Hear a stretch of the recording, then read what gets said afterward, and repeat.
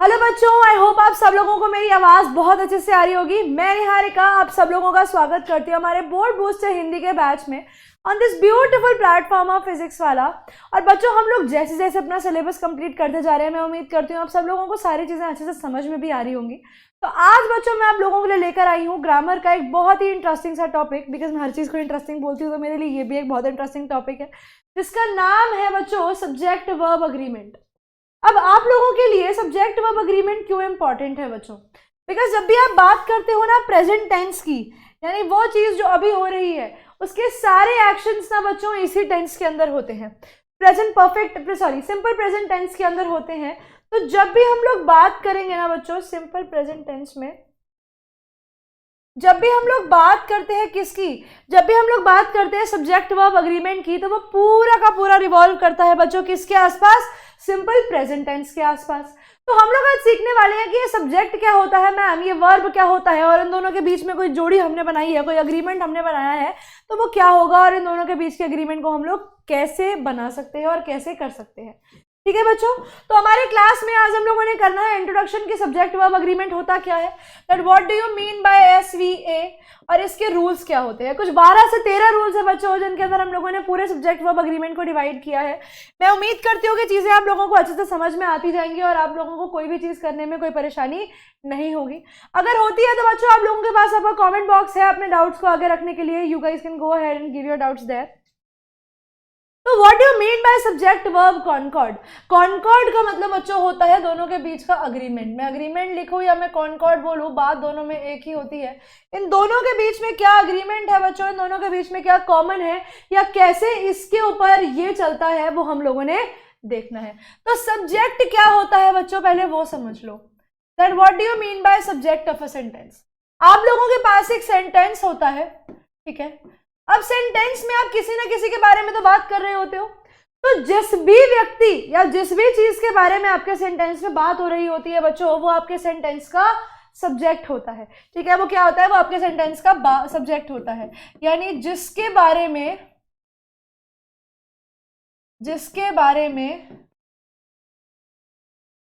बात की जाए, सेंटेंस के अंदर जिसके बारे में बात की जाती है बच्चों, वो आपके सेंटेंस का सब्जेक्ट होता है।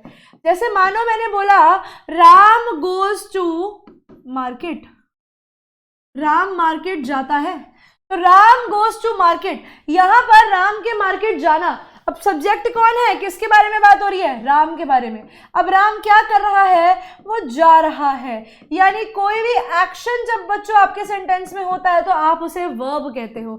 वर्ब क्या हो गया बच्चों, वर्ब हो गया आपके एक्शन का होता हुआ सेंटेंस के अंदर। जब भी आप किसी सेंटेंस में होते हुए एक्शन की बात करते हो तो आप कहते हो कि वो आपके सेंटेंस का वर्ब होता है। ठीक है, सब्जेक्ट जिसके बारे में आपके सेंटेंस में बात की जा रही हो, और वर्ब वो जो एक्शन हो रहा हो।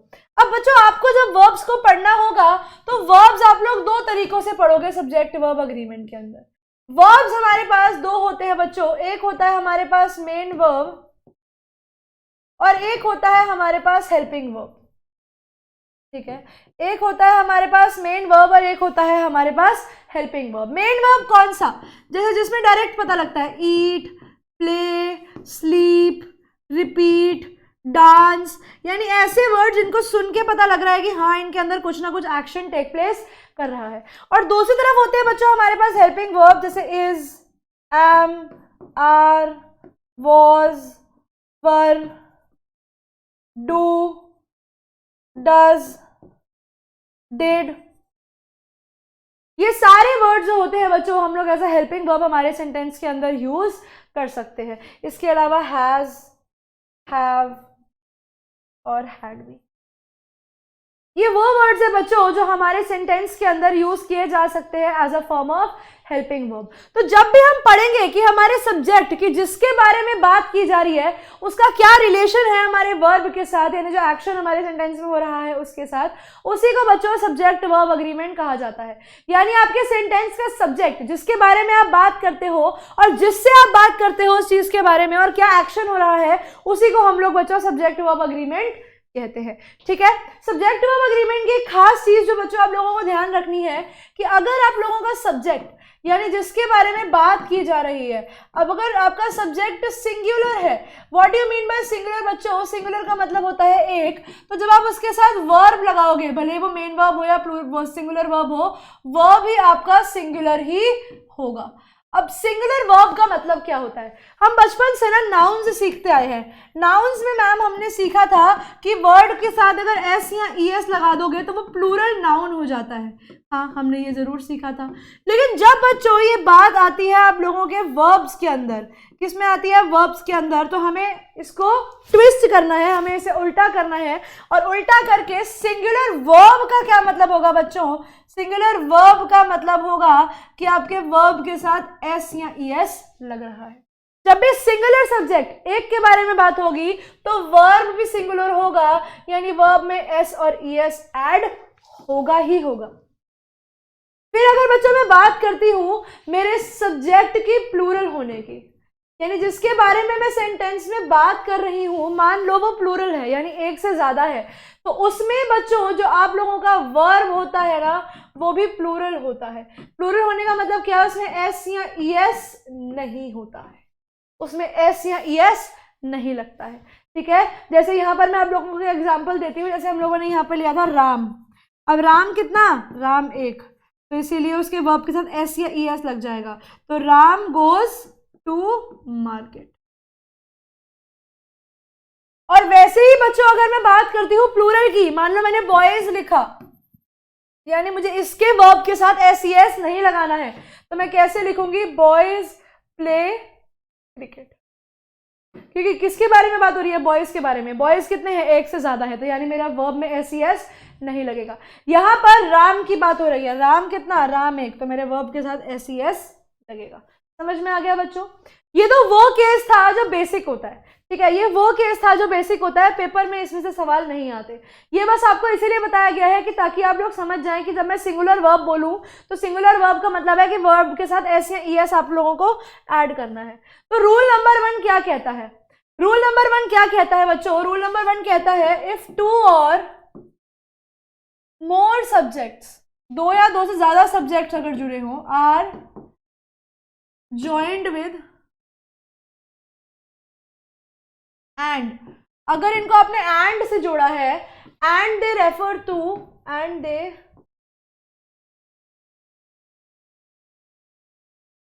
रेफर टू सेपरेट थिंग्स, अगर वो किसी अलग अलग चीजों की बात करते हैं, then the subject is plural. तो अगर सब्जेक्ट प्लूरल तो वर्ब भी plural. But if they talk about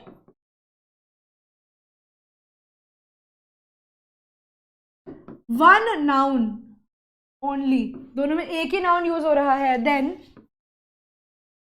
the subject is singular. अब ये दोनों में क्या फर्क है, अब ये समझते हैं बच्चों।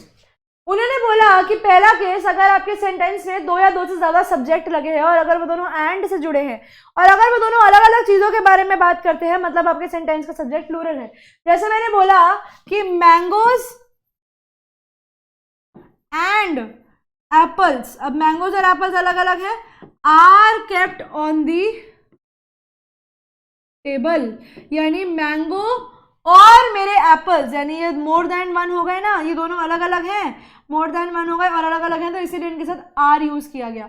लेकिन बच्चों अगर मैं लिखूं bread and butter, bread and butter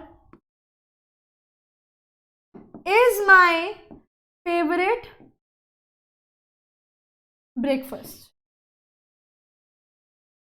मान लो मैंने लिखा bread and butter is my favourite breakfast, यहां पर ब्रेड एंड बटर साथ में खाऊंगी ना, तो वो दोनों एक ही चीज के लिए यूज हो रहे हैं। यहां पर bread and butter more than 1 नहीं है, दे आर 1, दे आर 1, वो दोनों एक है, इसीलिए यहाँ पर आर नहीं लगेगा बच्चों, इसीलिए यहाँ पर क्या लगेगा? इज। आप लोगों को ये बहुत ध्यान रखना पड़ेगा कि जो भी चीज दी गई है वो किस चीज के लिए रेफर की गई है, वो एक के लिए रेफर करी गई है या एक से ज्यादा के लिए रेफर करी गई है। ऊपर एप्पल्स एंड मैंगोज जो है वो दोनों अलग अलग थे, ठीक है, एप्पल एक मैंगोज एक, तो इसीलिए ये आर हो गया, ये प्लूरल हो गया। लेकिन ब्रेड एंड बटर अब खाओगे तो ब्रेड अलग थोड़ी खाओगे, मतलब ब्रेड अलग थोड़ी खाओगे, ब्रेड बटर अलग अलग थोड़ी जाएगा, जाएगा दोनों के दोनों साथ में ही ना पेट में। तो इसीलिए यहाँ पर ब्रेड एंड बटर को हम लोग एक ही कमोडिटी मानेंगे। तो कमोडिटी यानी एक ही चीज मानेंगे, एक ब्रेकफास्ट का फॉर्म मानेंगे, इसीलिए यहाँ पर इज लगेगा। तो ये पहला रूल था बच्चों आप लोगों का, किसके साथ? ये पहला रूल था आप लोगों का एंड के साथ, जो कि बहुत इंपॉर्टेंट है, पेपर में बहुत ज्यादा पूछा जाता है, और ये वाला भी। अब चलते हैं बच्चों हमारे रूल नंबर 2 की तरफ। रूल नंबर 2 क्या स्टेट करता है? रूल नंबर 2 ना बच्चों, रूल नंबर 2 और रूल नंबर 3 में समझाती हूँ। रूल नंबर 2 में हम लोग पढ़ने वाले हैं FSR। FSR का मतलब क्या? FSR का मतलब होता है first subject rule. Ma'am first subject rule का मतलब क्या है? तो बच्चों अगर आप लोगों के सेंटेंस में as well as, together with, simply with, along with, in addition to,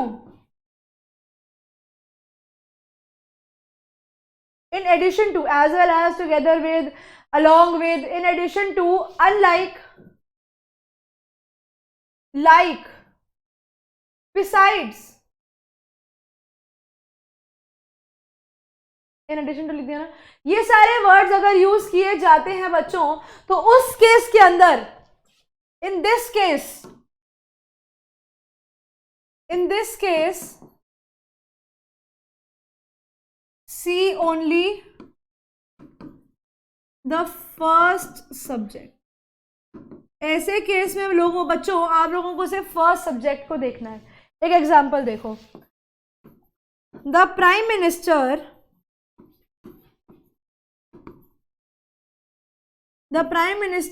as well as his ministers are या is going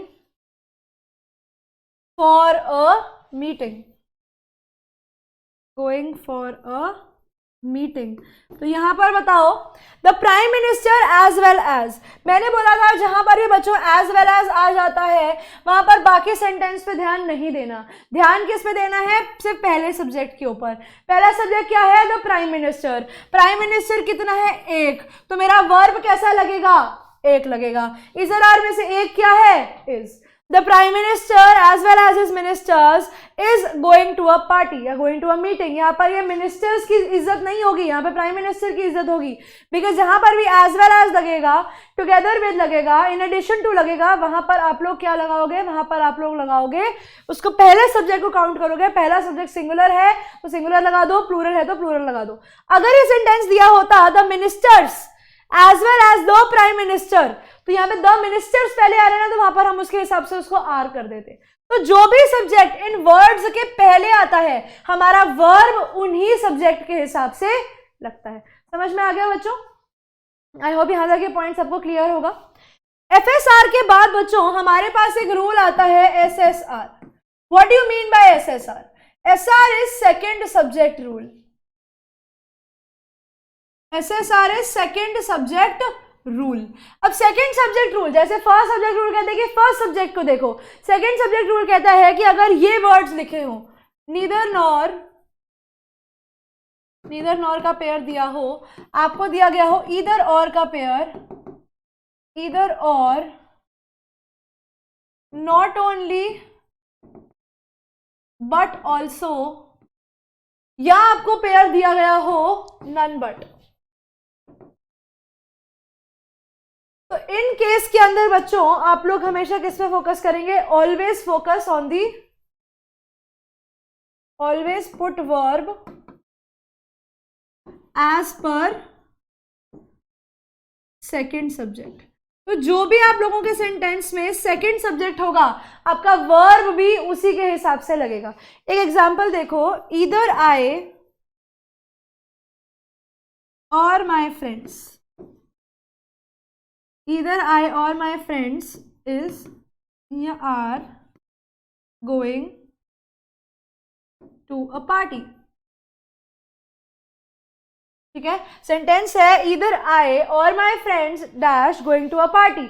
अब यहां पर देखो ईदर और का केस है, किसका केस है बच्चों, यहां पर है ईदर और का केस, राइट। मैंने बोला ईदर और वाले केस में सेकंड सब्जेक्ट को देखना होता है। हम किसको देखेंगे, माय फ्रेंड्स को देखेंगे। माय फ्रेंड्स कितने, ये है मोर देन वन, तो वर्ब भी कैसा लगेगा, मोर देन वन वाला, यानी प्लूरल लगेगा। तो ईदर आई और my friends are going to a party, either I और my friends are going to a party. अगर मैं सेंटेंस ऐसे लिखूं, neither my friends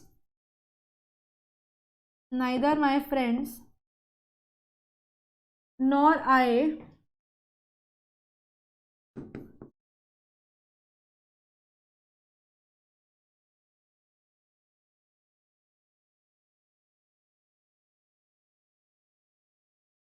neither my friends nor I dash to the party is are या am, sorry।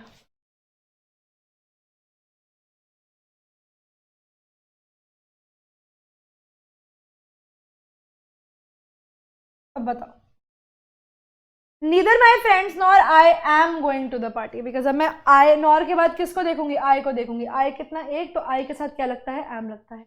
इस तरीके से मैं एफएसआर और एसएसआर की हेल्प से अपने सेंटेंसेस को सही तरीके से पहचान सकती हूँ। समझ में आ गया बच्चों? आई होप यहाँ तक किसी को कोई भी डाउट नहीं होगा। इस रूल के अंदर भी, ये रूल भी सबको क्लियर होगा।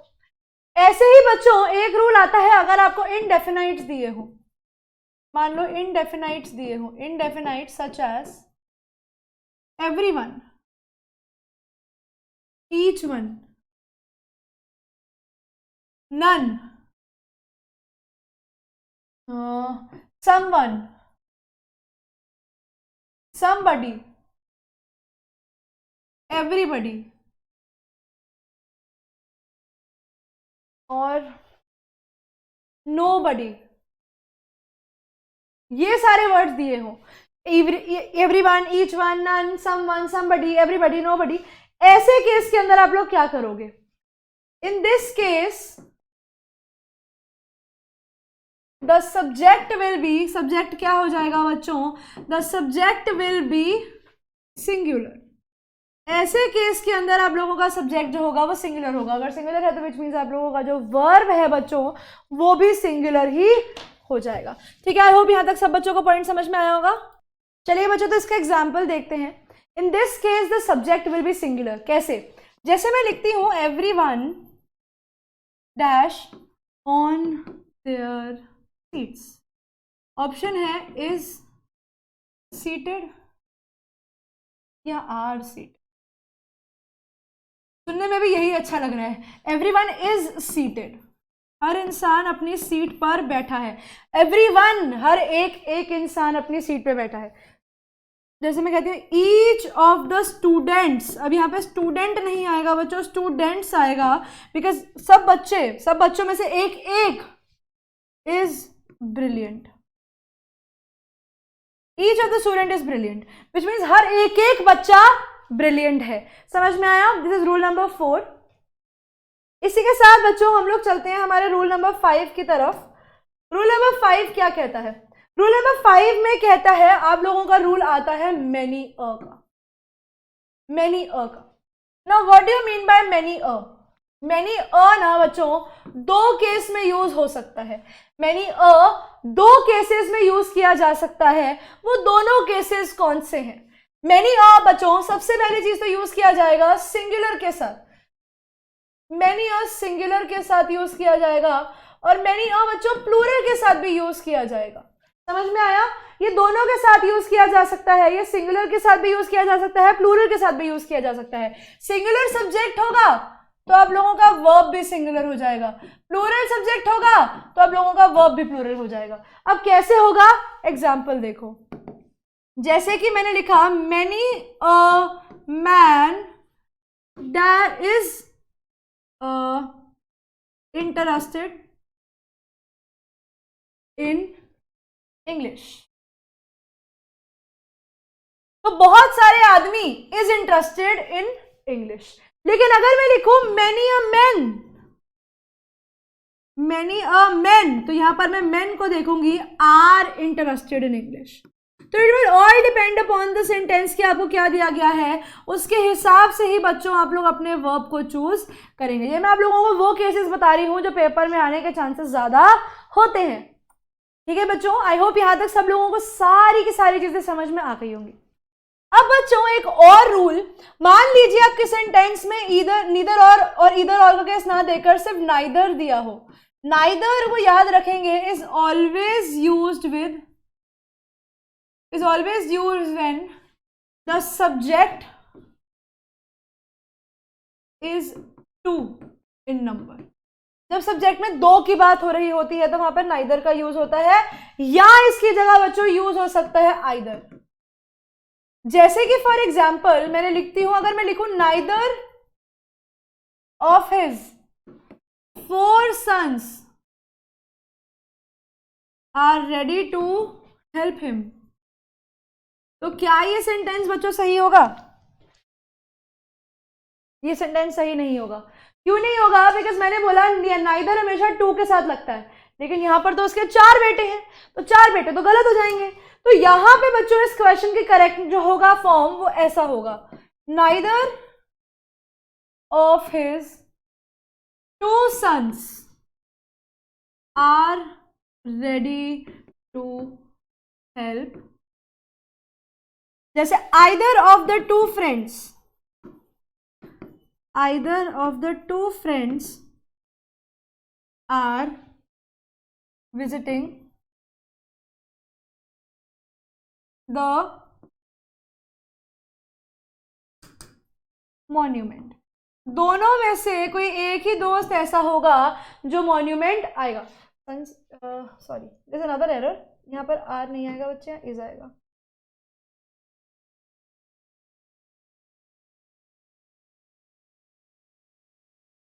Either of the 2 friend is क्या लिखा है ये, visiting, हाँ, the monument। ठीक है, वैसे ही अगर आप मोर देन 2 की बात करते हो तो वहां पर आप नन का यूज करोगे या ईच वन का यूज करोगे या ऑल का यूज करोगे।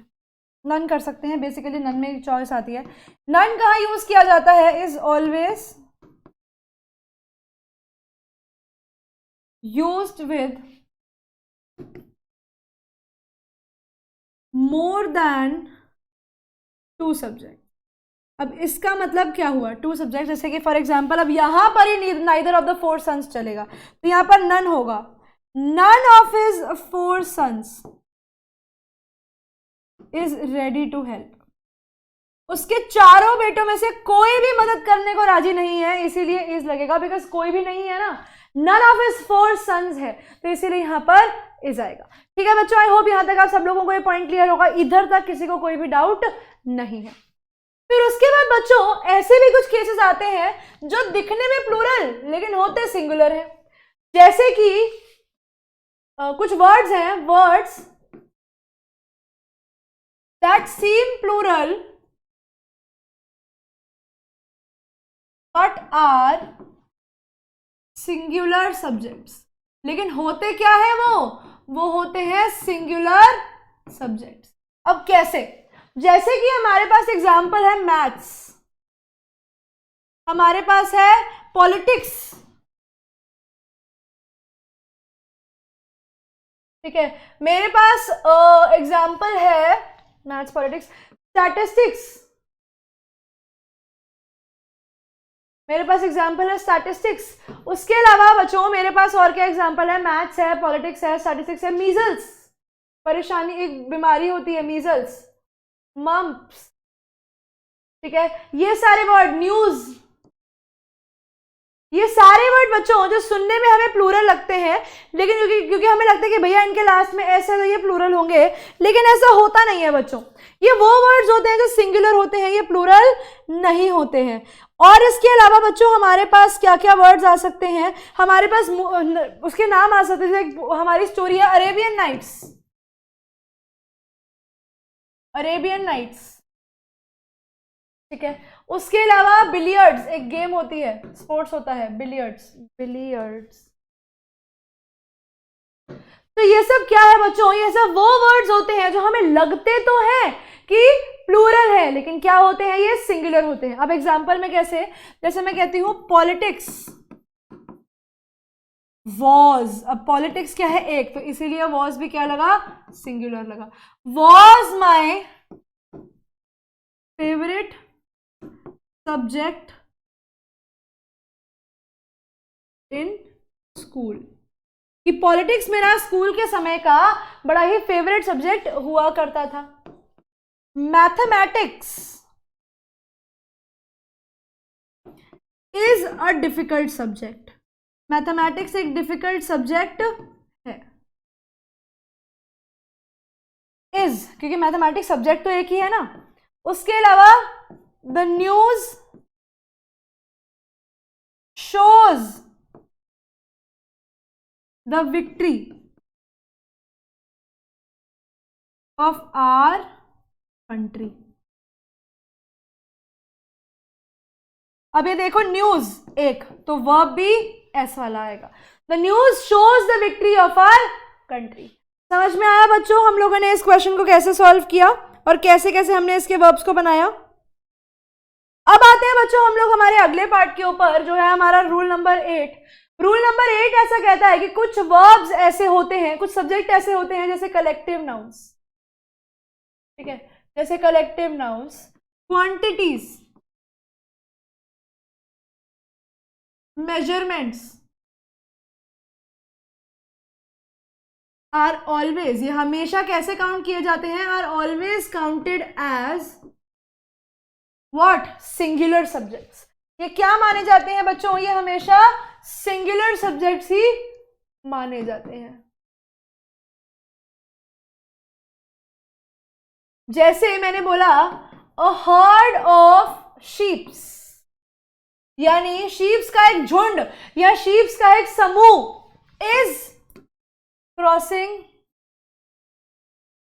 The bridge.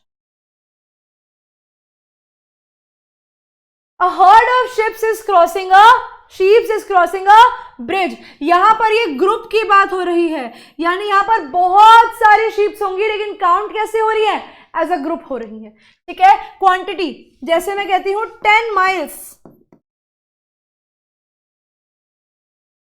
Is not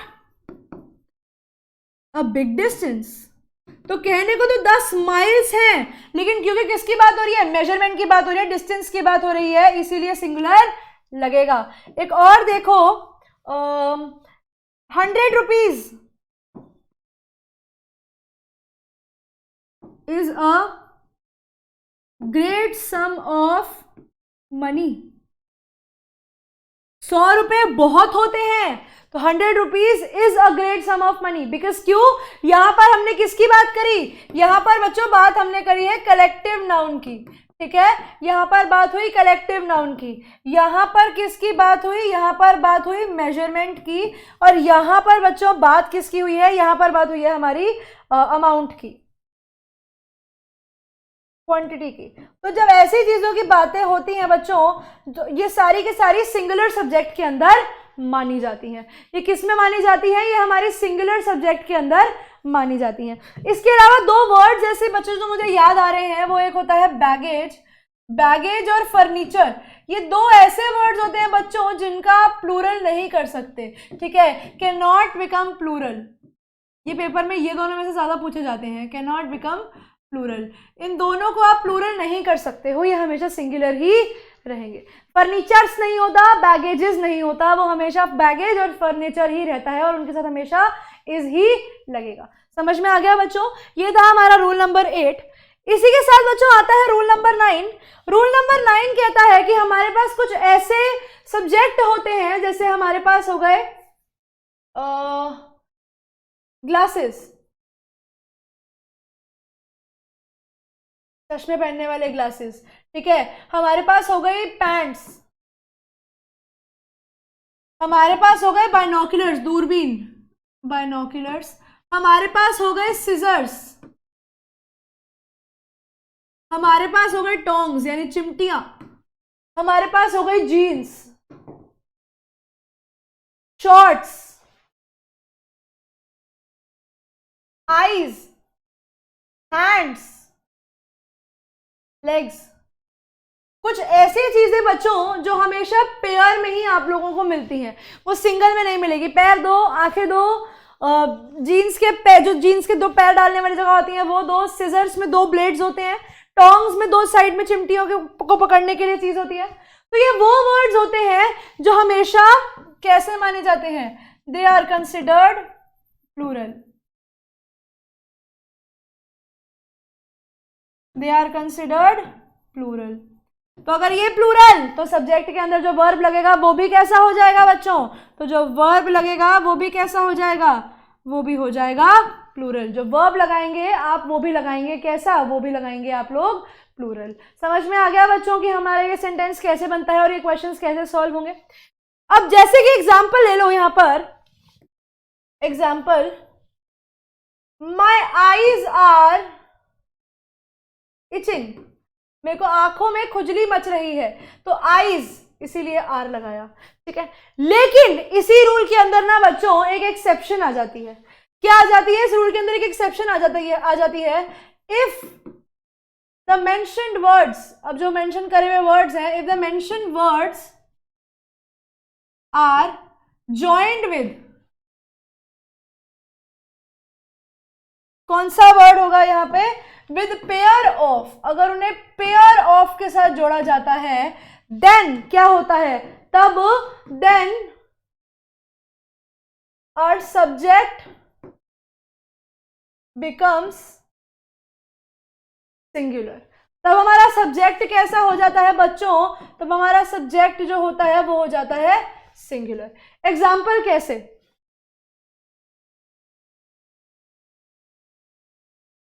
I am not able to find, I'm not able to find where, I'm not able to find where my pair of jeans is। अब यहां पर मैं किसकी बात कर रही हूं, पेयर ऑफ, तो इसलिए जो मेरा वर्ब लग जाएगा बच्चों वो क्या लग जाएगा, इज। इसका मतलब ये है कि मेरे को पता नहीं मैंने अपने पेयर जीन्स का पेयर कहां पे रख दिया है। जैसे मैं कहती हूं द पेयर ऑफ बाइनोक्यूलर्स, यानी दूरबीन का, binoculars is, a pair of binocular is kept in the store room, कि बाइनोक्यूलर्स का एक पेयर कहां पड़ा है, स्टोर रूम में पड़ा है। अब यहाँ पे पेयर ऑफ बाइनोक्यूलर्स आ रहा है, तो पेयर ऑफ लगते ही वहां पर जो सब्जेक्ट होगा वो इज लगना स्टार्ट, सॉरी जो वर्ब है वो इज लगना स्टार्ट हो जाएगा। समझ में आया बच्चों? आई होप यहाँ तक ये सब पॉइंट सब लोगों को क्लियर होगा और इस पॉइंट तक किसी को कोई भी डाउट नहीं है। ठीक है बच्चों, अब आते हैं हम लोग हमारे last rule of the day के ऊपर, जो दो चीजों की बाइफर्केशन होती है। एक होता है बच्चों अ number of,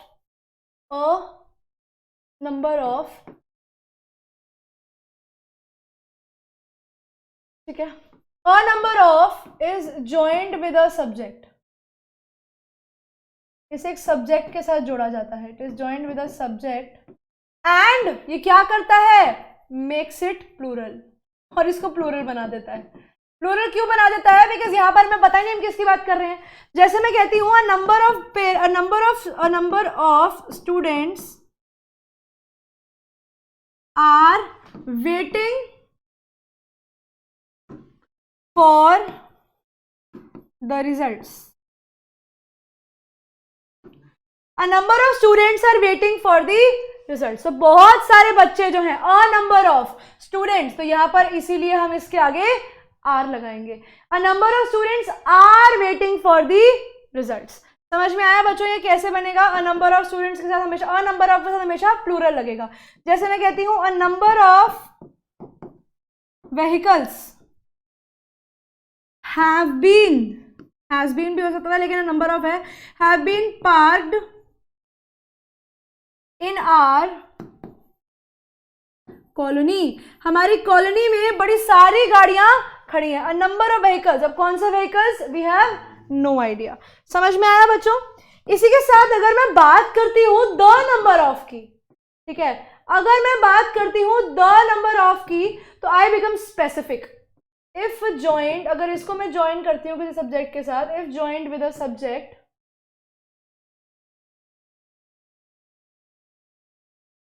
then the subject becomes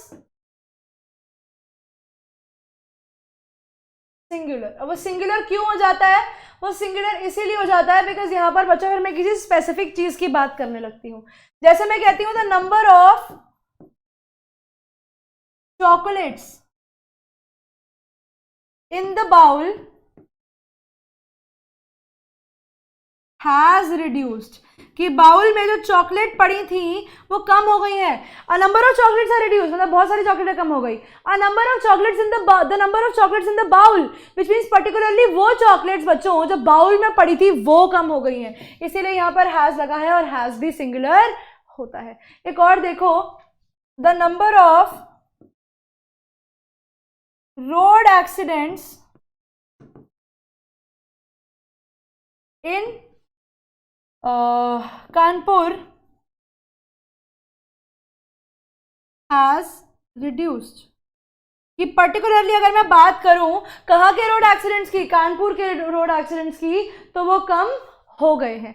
ठीक है, तो जब मैं द नंबर ऑफ लगाती हूँ बच्चों, तो मतलब मैं स्पेसिफिक चीज के बारे में बात करती हूँ, और जब मैं अ नंबर ऑफ लगाती हूँ विच मीन्स मैं किसी भी रैंडम चीज के बारे में बात करती हो सकती हूँ। ये वो रूल्स थे बच्चों जो पेपर में आने के ज्यादा चांसेस होते हैं, इसीलिए specifically covered those rules because time बहुत कम है और सिलेबस ज्यादा। तो आई होप ये सारी चीजें आप लोगों को हेल्प करेंगी। एंड इसी के साथ बच्चों हमारे आज का सेशन होता है यहीं पे खत्म। This is all what I would like to say is just keep studying, अच्छे से पढ़ते रहो, मेहनत करते रहो, बिकॉज मेहनत करने वाले ही बच्चे सफल होते हैं। इसी के साथ मिलते हैं बच्चों हम लोग हमारे नेक्स्ट क्लास में एक और नए और इंटरेस्टिंग टॉपिक के साथ। तब तक बच्चों पढ़ते रहो, आगे बढ़ते रहो। Bye bye everyone.